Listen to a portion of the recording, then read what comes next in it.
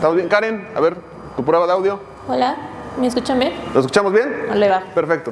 Buenos días a todos, un gusto como siempre estar con ustedes aquí en Refrigeración Lozano. El día de hoy nosotros como Copeland vamos a estar en dos presentaciones con ustedes. La primera, esta de fundamentos de refrigeración. La segunda hablaremos de fallas de compresores. La segunda tiene una duración un poco más larguita. Esta es una presentación introductoria para la mañana para poder tener conceptos y para poder estar alineados en principios de... Y me dejé de escuchar, ¿verdad? Ahí regresé. Para otra vez. ¿Qué es lo que tengo que hacer para escuchar? Ahí no me escucho. Ahí me escucho. A ver. Y si me lo cambio de lado. Ahí me escucho todo el tiempo. Creo que ahora sí lo logramos. Entonces vamos a tener estas dos presentaciones con ustedes.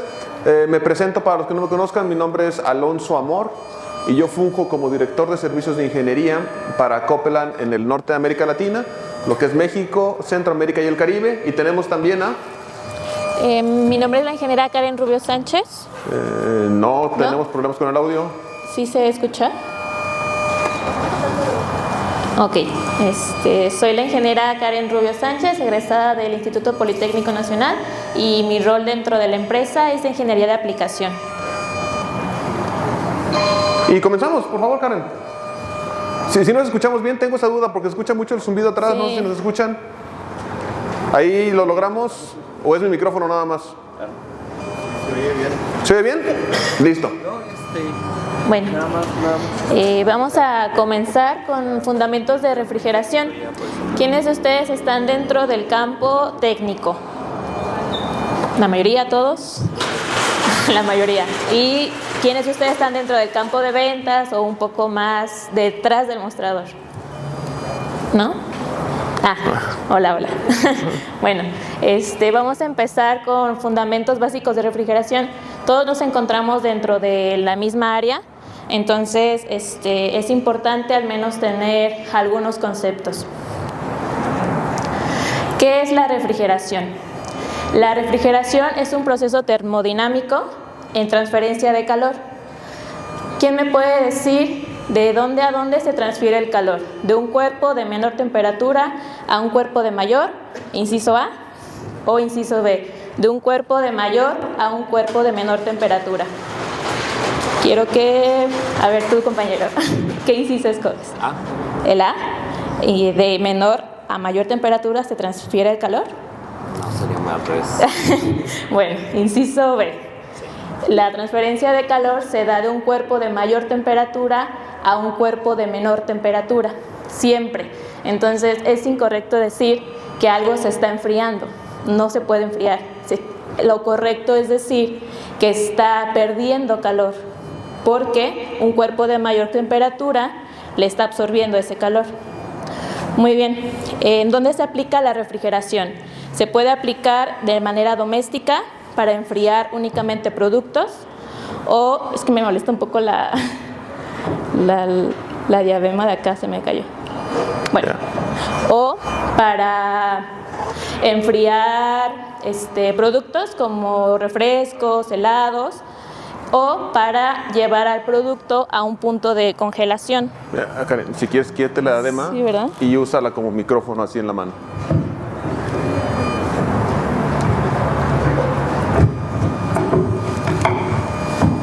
A ver, ya. Para llevar un producto a un punto de congelación. ¿Dónde ven aplicado la refrigeración? Refrigeración doméstica. Otro tipo de aplicación, compañero.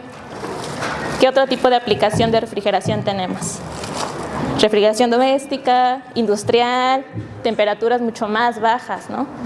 ¿Dónde lo vemos en lo industrial? Lo vemos en nuestros supermercados, cuartos fríos. Muy bien, en todos esos tipos de aplicación vemos la refrigeración. Entonces, la refrigeración trata de absorber calor a un cuerpo para llevarlo a su punto de refrigeración o su punto de congelación. Vamos a ver los componentes del sistema. Sí. Si quieres, en lo que te cambian, Karen, si quieres yo tomo esta de los componentes del sistema para poder hacer el cambio de audio.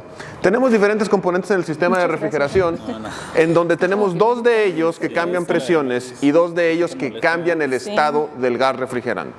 Los que cambian las presiones, está bastante claro, es el compresor y la válvula de expansión. En el compresor yo paso de baja presión a alta presión. En la válvula de expansión yo paso de alta presión a baja presión. Y tenemos también 2 componentes bien importantes que son aquellos que cambian de su fase mientras estoy en el ciclo de refrigeración. Y eso es el condensador y el evaporador. En el condensador le llega gas o líquido. Le llega gas y le sale. Señores, 9 de la mañana, yo sé que es bien temprano, yo sé que estamos con el café, pero metámonos, evaporador le entra. Le entra líquido y le sale gas, porque está evaporando. Son 4 componentes principales, 2 de ellos cambian presiones, 2 de ellos cambian el estado. En compresor, válvula de expansión, yo cambio la presión del fluido refrigerante. En evaporador, condensador, yo cambio el estado del fluido refrigerante. Y bien importante, el quinto componente que muchas veces nos olvidamos en el sistema de refrigeración, el gas refrigerante. Siempre nos dicen 4 componentes y nos vamos rapidísimo: compresor, condensador, válvula de expansión y evaporador. Y del refrigerante nadie se acuerda. Y si no tenemos el refrigerante, nadie intercambia calor. Y es sumamente importante que hablemos del refrigerante como un componente principal del ciclo de refrigeración. Okay. Otro de los componentes de los ciclos de refrigeración vamos a verlos dentro de todo el sistema, ¿no? El ciclo de refrigeración comienza por el compresor. El compresor aumenta la presión y la temperatura del gas refrigerante en estado gaseoso. Hay 2 componentes para transferencia de calor: el condensador, que se encuentra en la parte de afuera de la habitación, y el evaporador, que se encuentra en la parte de adentro de la habitación. Ambos componentes están conectados entre sí con tubería de cobre, dentro de la cual recorre refrigerante. Cuando el refrigerante entra al compresor a baja presión y baja temperatura, lo comprime. En este caso tenemos un scroll, ¿no? Entra en las espirales, va disminuyendo el área entre el movimiento de las partes y sale de manera a alta presión y a alta temperatura. Ok, llegamos a tenemos un separador de aceite que se usa también para refrigeraciones a temperaturas aún más bajas, ¿no? Para asegurar que el aceite regrese a nuestro compresor. Llegamos a nuestro condensador, que está en la parte de afuera de nuestra habitación. El gas refrigerante tiene que llegar a una temperatura mayor al exterior. ¿Por qué? Compañero. ¿Por qué el gas refrigerante tiene que llegar a mayor temperatura en el condensador? Recordemos que al principio dijimos que la temperatura se transfiere de un cuerpo de mayor a un cuerpo de menor. Tiene que llegar a mayor temperatura al condensador para que pueda haber esa transferencia de calor con el entorno. El entorno va a estar más frío que nuestro condensador. Entonces, gracias compañero, hace ese proceso y el refrigerante se condensa. Sale del condensador de manera líquida a vapor y llegamos entonces a nuestra válvula de expansión. La válvula de expansión es la que nos da la limitante o la pauta para poner la presión de alta a presión de baja. Si recordamos, la válvula de expansión es cambio de presión de alta a baja. Esta válvula de expansión tiene que ir con su bulbo sensor conectado al final de nuestro evaporador. Más adelante vamos a hablar un poquito de esta válvula más en fondo, pero sí, se podría decir que básicamente es la que divide el sistema de presiones. Cuando el refrigerante sale de la válvula, sale a baja presión y baja temperatura. ¿Qué tan bajo tiene que estar el refrigerante saliendo de la válvula, compañero? ¿Qué tan bajo tiene que estar el refrigerante saliendo de la válvula de expansión? Ajá, más o menos, o sea, no es una temperatura específica, pero dependiendo de la aplicación, ¿no? Ajá. Justamente, tiene que estar más abajo de lo que estás enfriando, de lo que quieres llegar a enfriar, para que se haga esta transmisión de calor, como dice el compañero. Saliendo de nuestro evaporador, llegamos a nuestro acumulador de succión. En este acumulador de succión es para asegurar que pues, el refrigerante en exceso se quede en ese depósito y únicamente entre el aceite a nuestro compresor. Y bueno, en dado caso de que saliera líquido, ¿no? Porque siempre tiene que salir gas de nuestro sistema para llegar al compresor. Alonso, ¿quieres complementar más esta diapositiva? El acumulador de succión como tal tiene la función de poder evitar el retorno de refrigerante en estado líquido al compresor. Lo vamos a ver más a detalle en la siguiente presentación. Muchos de nosotros pensamos que la mayor falla en compresores es retorno de refrigerante líquido o un golpe de refrigerante líquido. Vamos a ver más de estos detalles. Entiendo que si están aquí es porque se van a quedar todo el día, ¿correcto? Entonces lo vamos a ver en las siguientes presentaciones. Lo que pasa con un retorno de refrigerante líquido es que se diluye el aceite y el aceite tiene líquido. De esta manera, con un acumulador de succión, lo que logramos nosotros es poder absorber, atrapar el refrigerante en estado líquido e irlo dosificando poco a poco hacia el compresor de tal manera que entre evaporado. Un acumulador de succión es siempre bueno usarlo porque nos previene un retorno de refrigerante líquido, y en las fallas vamos a ver que si no es la mayor, es una de las principales fallas. De ahí, el gas refrigerante hecho gas regresa al compresor y sigue el ciclo. Resumiendo un poco, recibo el compresor recibe gas, baja presión, baja temperatura, sale gas, alta presión, alta temperatura. Llego al condensador como gas, alta presión, alta temperatura, y sale líquido, alta presión. No he cambiado la presión, recordemos, compresor, válvula de expansión cambian presiones, nosotros cambian estado. Ahí salgo como líquido, llego a la válvula en alta presión. Ahora sí me toca un cambio de presión, de alta a baja. Válvula de expansión cambia de alta a baja, y después en el evaporador cambio de fase, ahora sí de líquido a vapor. Es un juego mediante el cual voy cambiando. Una vez la presión, una vez la fase. Una vez la presión, una vez la fase. Y tengo diferentes componentes que me ayudan a poder trabajar de manera segura. Ingeniero. Dígame. Entonces, ¿el acumulador de succión funge como válvula check en cierta manera? La pregunta que me hacen es si el acumulador de succión funciona como válvula check. No funge como válvula check. Es una trampa que me ayuda a mantener el líquido en el acumulador, y por un espacio chiquitito voy a mandarlo por gotitas. Pero no es una válvula check, es una trampa para el líquido. Si tengo tanto líquido que es mayor que la capacidad de mi trampa, de cualquier manera lo voy a inundar y de cualquier manera voy a regresar líquido. Es una trampa solamente. Muy bien. ¿Ok? Seguimos. Podemos observar nuestro sistema de refrigeración o entenderlo y comprenderlo con ayuda del diagrama de Mollier. ¿Alguna vez han visto este tipo de diagramas?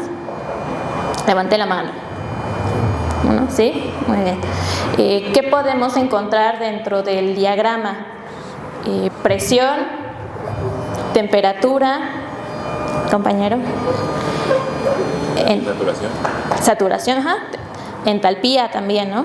Básicamente el diagrama de Mollier es presión contra entalpía. ¿Qué es la entalpía? La entalpía es la medida de la cantidad de calor que contiene una libra de refrigerante. Entonces, dentro de nuestro diagrama de Mollier vamos a contar la historia del refrigerante a través de todos los componentes que es el sistema de refrigeración. Tenemos nuestra línea de presión y nuestra línea de presión y nuestra línea de entalpía. Comenzamos con nuestro evaporador que tiene baja presión y nuestro condensador que tiene alta presión. ¿Dónde comienza el ciclo de refrigeración? Compañero, ¿dónde comienza el ciclo de refrigeración? Pues puede comenzar el compresor. En el compresor, muy bien.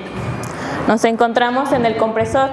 Si ven, está fuera de nuestra línea, de nuestra gráfica, que nos indica que es gas. Comenzamos con el compresor y nos vamos a nuestro condensador. Dentro de esta gráfica tenemos líquido y gas refrigerante. Del lado izquierdo tenemos únicamente líquido, tenemos líquido refrigerante. Con nuestro compresor aumentamos la presión, nos encontramos a una mayor presión, entramos a nuestro condensador, líquido gas, aún con nuestro líquido, y llegamos a nuestra válvula de expansión, en donde la válvula de expansión baja la presión para entrar a nuestro evaporador. Tengo aquí marcado dos líneas, dos círculos, que son sumamente importantes. Saliendo de nuestro evaporador, ¿qué es lo que encontramos? Saliendo de nuestro evaporador encontramos un dato de sobrecalentamiento. Saliendo de nuestro condensador encontramos un dato de subenfriamiento. Creo que andamos sufriendo con el micrófono, también el mío, ¿verdad? Sí, no te preocupes. Yo lo puedo seguir con la voz más alta. Si quieres, cámbiale el... Seguimos con el sobrecalentamiento, que es sumamente importante, y yo voy a hablar de él en esta diapositiva. Pregunta para todos ustedes: cuando Karen les preguntó si estaban más en campo o tras del mostrador, la mayoría de ustedes dijo que estaba en campo. Pregunta para todos ustedes, levántenme la mano los que piensen que sí. ¿La válvula de expansión se ajusta? No veo muchas manos, veo 2, 3 manos. 2, 3, 4 manos. ¿La válvula de expansión se ajusta? Señores, la válvula de expansión sí se ajusta. Para poder ajustar la válvula de expansión, yo debo de tener los conocimientos de cómo hacerlo. Yo ajusto una válvula de expansión, primero, si tengo el herramental para poder medir los valores correctos. Segundo, si sé medir los valores correctos. Tercero, si sé exactamente lo que estoy haciendo. Y aquí entra precisamente el concepto de sobrecalentamiento que les estaba hablando Karen. Sobrecalentamiento quiere decir cuántos grados por encima del punto en el que me vuelvo gas se encuentra una sustancia. Por beneficio o perjuicio, a todos nos enseñaron a pensar en agua. No voy a criticar a nuestro sistema educativo aquí. ¿A qué temperatura se hace vapor el agua? Cuéntenme. 100 grados. Si estoy a nivel del mar, 100 grados centígrados. Si yo tengo vapor de agua a 110 grados, ¿cuál es el sobrecalentamiento que tengo? 10 grados. Pensémoslo así. El agua no es el mejor aliado porque a veces nos hace pensar que todo es agua. Pero pensémoslo en agua.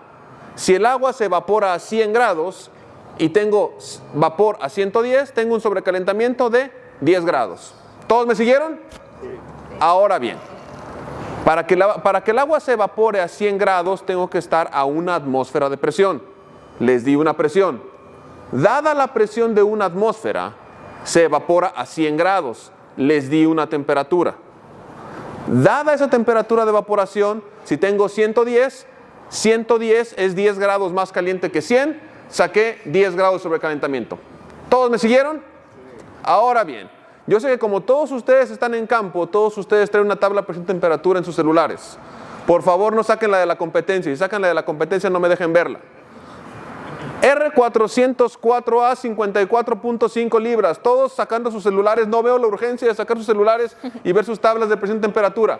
R404A 54.5 libras. Si no traen una tabla de presión y temperatura, no tienen las herramientas correctas para manipular una válvula en campo. R404A 54.5 libras. Quien llega al resultado, compártalo con el grupo.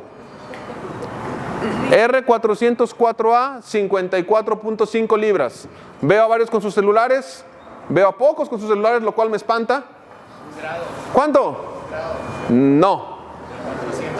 404A. R404A 54.5 libras. Menos 7. Ya alguien dijo menos 7. Esa es la respuesta correcta. Ok. Mismo ejercicio. Les dije una sustancia R404A, antes les dije agua, ¿correcto? Les dije una atmósfera de presión. A una atmósfera, ¿a cuánto se evapora el agua? Así.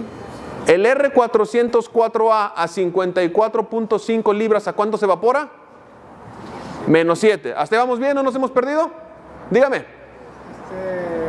puede explicar cómo sacar esta tabla? Porque no la tengo, no la tenemos. Existen diferentes aplicaciones. Nosotros podemos compartirles un QR para que puedan bajar la aplicación. Antiguamente usábamos la hoja de papel, la tabla presión temperatura para poder ver.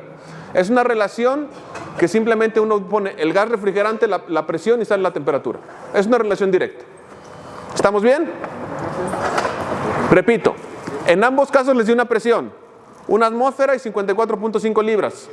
En ambos casos obtuvimos una temperatura, 100 grados menos 7 grados. ¿Hasta ahí vamos bien? De este lado les dije 110 grados fue 10 grados más caliente que 100.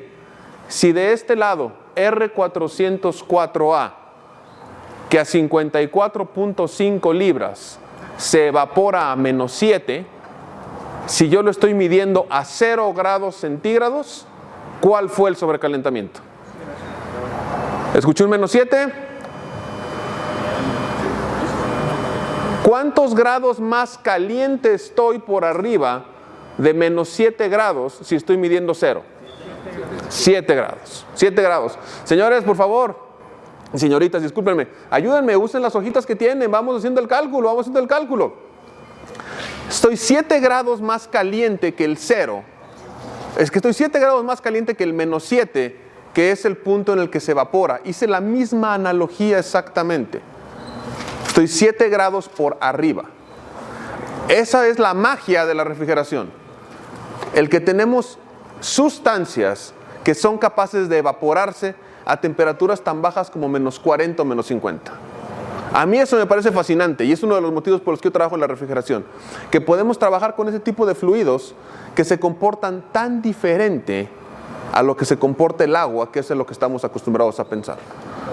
Si yo tengo la herramienta correcta para poder manipular estas variables en campo, si yo tengo la herramienta correcta para poder medir estas variables en campo, yo puedo ajustar estas variables en campo. ¿En dónde? En alta temperatura yo voy a buscar tener 6, en media 4 y en baja 3.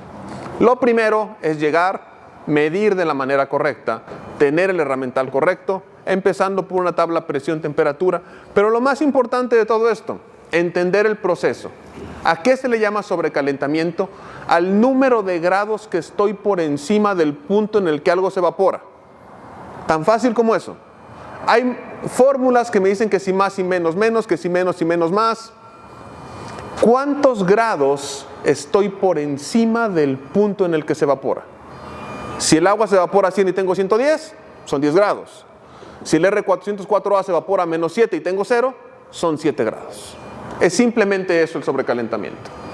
El sobrecalentamiento, ¿cómo se mide? Como les comento, se mide si tengo la herramienta correcta. ¿Qué debo de tener? Evidentemente unos manómetros para poder saber cuál es la presión en el punto. ¿Qué debo de tener? Un termómetro de contacto, no un termómetro láser. El termómetro láser no es capaz de medir temperaturas en superficies curvas.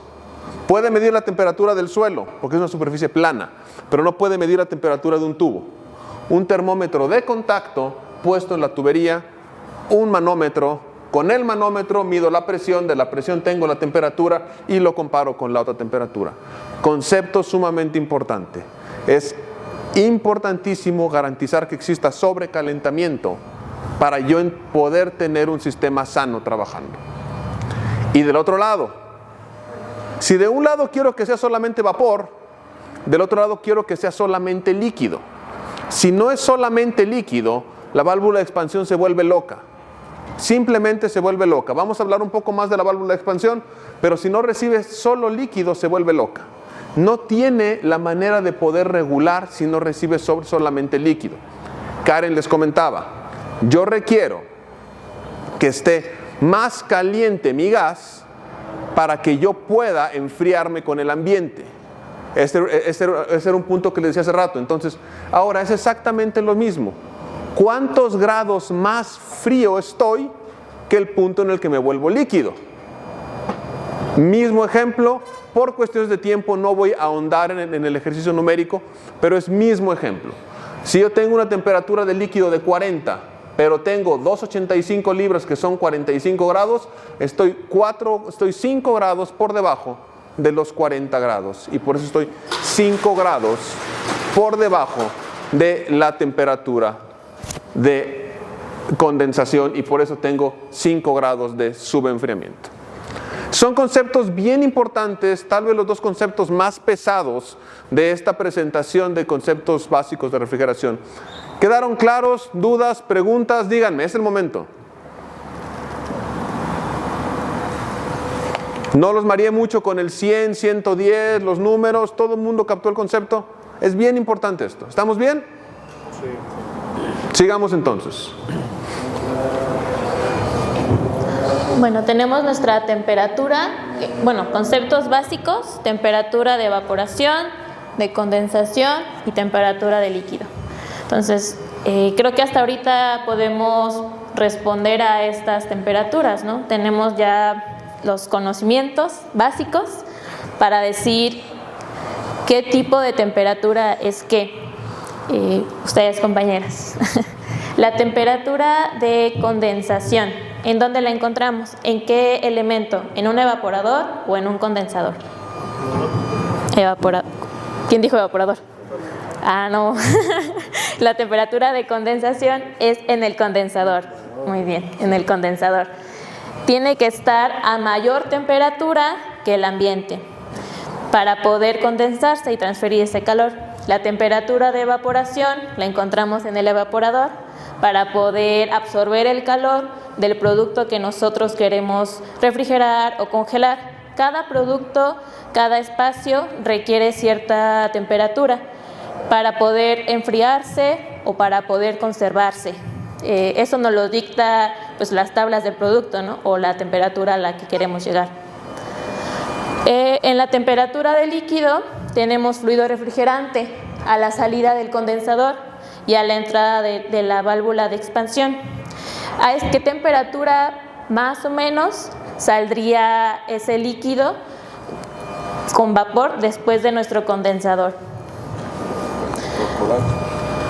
Casi corporal. Sí, casi del ambiente, ¿no? Justamente, casi del ambiente. Entonces tenemos 3 temperaturas: de evaporación, de condensación y la temperatura de líquido.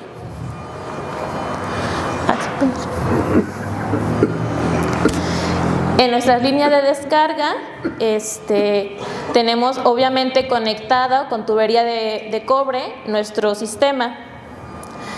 Tenemos la línea azul, que es la de succión, entra a nuestro compresor, y la línea roja, que es la que sale de nuestro compresor para nuestro condensador, que es de alta temperatura. La línea amarilla pues es la de líquido, ¿no? A temperatura ambiente más o menos.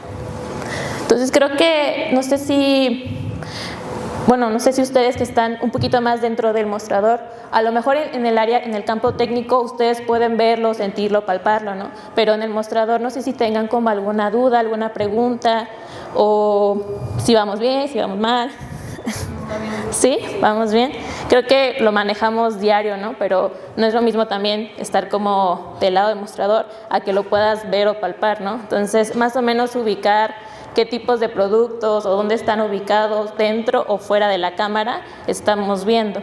Pero qué bueno que vamos bien. Cualquier cosa, aquí estamos para servirles. También tenemos 2 conceptos muy importantes dentro de la termodinámica: calor sensible y calor latente. ¿Los habían escuchado alguna vez? Sí. ¿Sí? Obviamente, ¿no? Obviamente, porque estamos en el campo. El calor sensible se refiere a la cantidad de calor que yo debo de quitarle al producto para poder bajar 1 grado su temperatura. Este calor no nos va a cambiar de fase el producto, únicamente la temperatura. ¿Dónde podemos verlo? ¿O dónde lo podemos, pues sí, verlo, compañero? En la pantallita del mini split de la evaporadora. Pues sí, pero bueno, más bien mi pregunta fue errónea, ¿no? ¿En qué tipo de aplicación podemos tenerlo? si solamente quiero bajar la temperatura. O sea, para saber cuánto es lo que queremos bajar. Porque o sea, yo tengo esta. Ya. Que depende del producto, ¿no? Sí, esa y esta. Bueno, el compañero tiene ya, sí, las aplicaciones pues de campo que se utilizan, pero pues normalmente, lo podemos ver para refrigerar refrescos, para refrigerar algo que no tenemos que cambiarlo de estado. Más sin embargo, el calor latente hace referencia a la cantidad de calor que debemos de quitarle al producto para poder conservarlo y llegar a su punto de conservación, pero sin bajar su temperatura, cambiando de estado. Esto lo podemos ver más cuando queremos preservar a los alimentos para cierta temperatura, pero cambiándolos de estado, ¿no? Y poder conservarlo. Entonces, en la gráfica tenemos temperatura y calor. Nosotros agregamos calor sensible para aumentar la temperatura de un producto. Lo aumentamos y llegamos a su punto en este caso tenemos el agua, ¿no? A su punto donde ya no puede pues absorber o quitar más calor para aumentar o disminuir su temperatura. Después de eso, lo único que podemos hacer es cambiarlo de fase, pero conservando la misma temperatura. No sé si quedó claro estos conceptos, calor sensible y calor latente. ¿Sí? ¿Vamos bien? Vale. Bien importante. Estamos más o menos a unos 10 minutos de poder terminar esta primer plática y para mí es sumamente importante esta diapositiva y más conocedor de que tenemos mucha gente que está en campo. Porque yo siempre les digo, y esto realmente tendría que ser la diapositiva número 1 para todo el personal de campo y no como la 15 en la que vamos o algo por el estilo. Tendría que ser la 1 realmente. Es bien importante que tengan la herramienta correcta para trabajar. Pero no solamente la herramienta correcta para poder trabajar, sino para poder trabajar y para poder cuidarse. Yo siempre les digo, si ustedes están en campo, su vida, su seguridad, vale mucho más que cualquier merma. Su vida, su seguridad, vale mucho más que cualquier gerente enojado porque está caliente el aire acondicionado. Es bien importante que ustedes primero trabajen en cuidarse ustedes y después de cuidarse ustedes, cuidar el equipo de refrigeración. Me imagino, hablando de la herramienta para poder trabajar, y por favor ayúdenme levantando las manos. Si los que trabajan en campo, imagino que todos los que trabajan en campo deben tener unos manómetros, ¿correcto? ¿Tienen manómetros? Levanten la mano, ¿quién tiene manómetros? Eso es bueno. Todo el mundo tiene manómetros. Si tienen manómetros, yo esperaría que tuvieran mangueras, si no, ¿para qué sirven? ¿Correcto? Las manos, por favor, sigamos. Aquí todo el mundo va levantando la mano. Si trabajan en la refrigeración y el aire acondicionado, deben de tener una ratchet, deben tener una matraca, deben tener una llave de servicio, ¿correcto? Aquí seguimos con muchas manos. Me gusta. Se empiezan a poner más divertidas. ¿Todos tienen multímetro? Vamos bien. ¿Todos tienen termómetro láser? Empecé a ver menos manos. Ahí empezamos a tener problemas, porque empecé a ver menos manos. Y si empiezo a ver menos manos, significa que no estamos midiendo temperaturas, aunque sea de manera errónea, porque les comento, un láser no mide un tubo, un láser mide una superficie plana. Pero si no estoy viendo manos, cuando hablamos de medición de temperatura, quiere decir que están cargando gas, como le llaman, por presiones. Y eso no está del todo bien. Hay que cargar gas por subenfriamiento, no por presiones. Hasta aquí íbamos bien. Cuando llegamos al termómetro láser, cayeron muchas manos. ¿Cuántas manos me quedan arriba cuando les pregunto quién tiene un termómetro de contacto? Entiéndase uno que tengo un bulbito. Me quedé con 5 o 7 manos, no me quedé con más. Si me quedé con 5 o 7 manos, quiere decir que del personal que trabaja en campo que se encuentra en esta sala, 5 o 7 manos tienen la herramienta correcta para poder regular una válvula de expansión. Ojo, eso es bien crítico. 5 o 7 manos de los que trabajan en esta sala tienen la herramienta correcta para poder hacerlo. E insisto, eso es crítico. Yo estoy seguro que aquí pueden conseguir muchos termómetros de contacto para poder mejorar su trabajo. Bomba de vacío, me imagino que aquí van a regresar más manos. Regresaron más manos, esperaba eso. Y aquí se me van a caer las manos. Vacuómetro, se me cayeron las manos. Y los que no tienen vacuómetro, seguramente hacen vacío por tiempo. ¿Y cuál es el tiempo del vacío? La hora de la comida, ¿sí o no? Ponlo a hacer vacío, vámonos a comer y cuando regreses rómpelo. ¿Está bien o está mal? No importa. Mientras nos vamos a comer, es el vacío. De nuevo, ese es un concepto erróneo. Debemos de tener la capacidad de medir. No voy a entrar en el análisis de cuánto tengo que medir, pero tenemos que tener la herramienta para medir.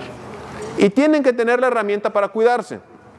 Espero que de los que trabajan en campo, vea todas las manos levantadas ahorita. ¿Todos trabajan con guantes? Vi más o menos, algunos como que con una sonrisa mentirosa, está bien, lo entiendo. Y cuando no traen guantes y tienen que quitar la manguera del manómetro de la línea de líquido, ¿cómo lo hacen? Rapidito para no quemarse, ¿verdad? En lugar de hacerlo rapidito, ¿qué les parece si lo hacen rapidito para no perder gas refrigerante, pero también para no quemarse? Con unos guantes bien hechos. Es bien básico el traer guantes y pocas personas lo traen. Lentes. ¿Quiénes de ustedes cuando están trabajando con soldadura o cuando están cargando gas refrigerante utilizan lentes como herramienta de protección personal? No tengo muchas manos.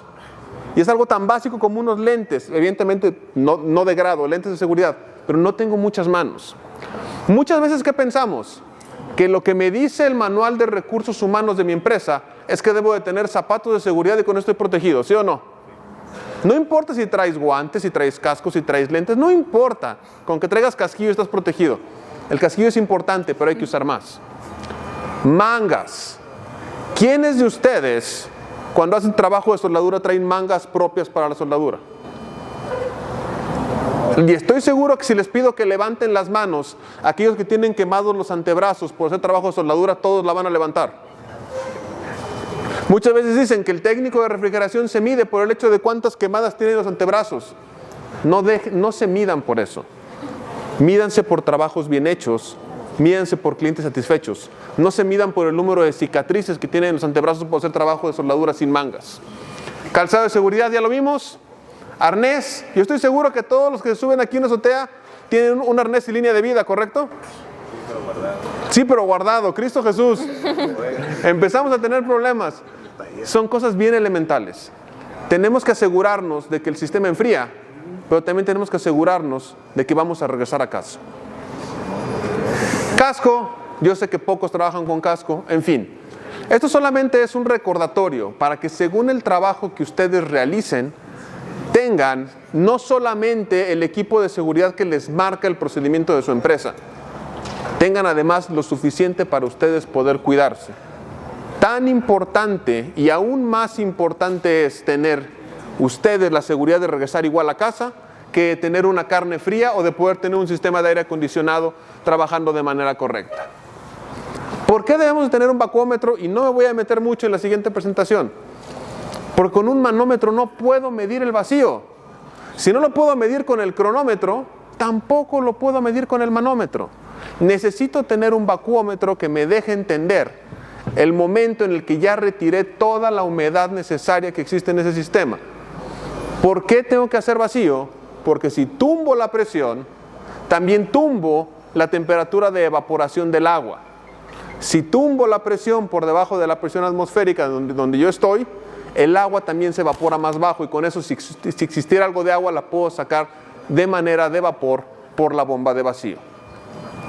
Y con esto estamos terminando prácticamente en el tiempo destinado para esta presentación para poder hacer el primer cambio. Como les comentábamos, esta es una presentación conceptual, esta es la primera del día. Yo sé que la primera del día siempre tiene sus dificultades, pero este era el material que ustedes estaban esperando escuchar en esta presentación. ¿Estamos bien? ¿Todo el mundo quedó, los conceptos que dimos quedaron claros? ¿Alguna pregunta adicional? ¿Algún comentario adicional? Dígame. Podría darme el bacómetro otra vez. ¿Te puedo dar el bacómetro? No, ¿cómo crees? Hablarte del bacómetro.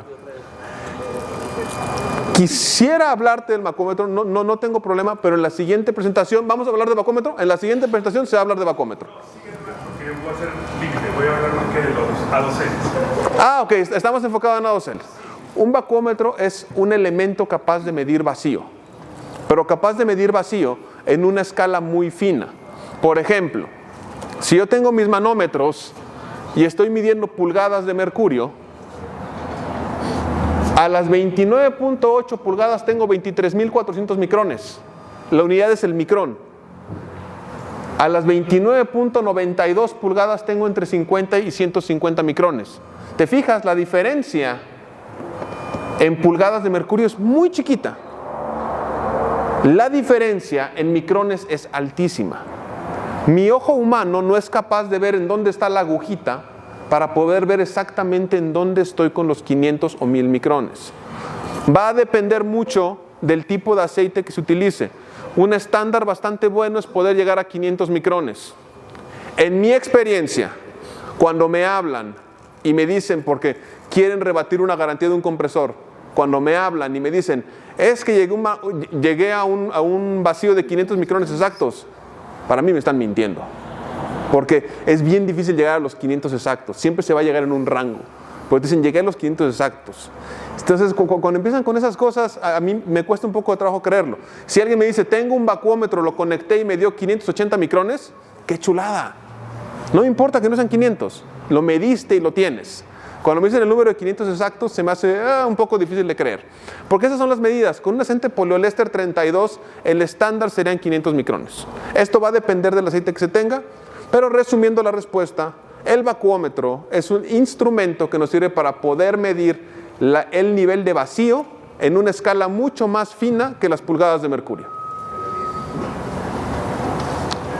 ¿Alguna pregunta adicional? Para la próxima no me digan ingeniero, dime amor, créeme. Me gusta mucho más, me gusta mucho más.